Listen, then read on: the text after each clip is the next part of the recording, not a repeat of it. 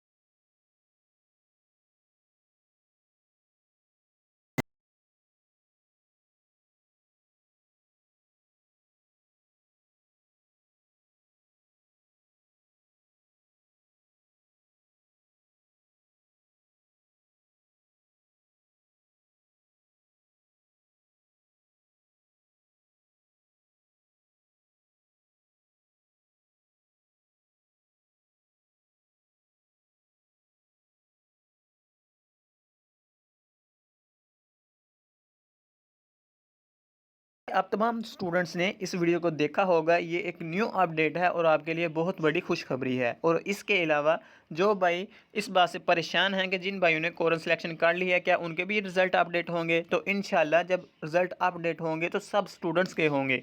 अगर ना हुए तो किसी का भी नहीं होगा। इससे कोर्स सिलेक्शन से कोई भी फ़र्क नहीं पड़ता। जिन भाइयों ने कोर्स सिलेक्शन कर लिया है तो ठीक है, आप तैयारी स्टार्ट रखें अपनी। और इसके अलावा कोर्स सिलेक्शन से कोई भी फ़र्क नहीं पड़ता। अगर रिज़ल्ट अपडेट हुए तो सब स्टूडेंट्स के ही रिज़ल्ट को अपडेट किया जाएगा ओल्ड स्कीम के लिहाज से। मिलते हैं नेक्स्ट वीडियो में। दुआओं में याद रखिएगा। अल्लाह हाफिज़।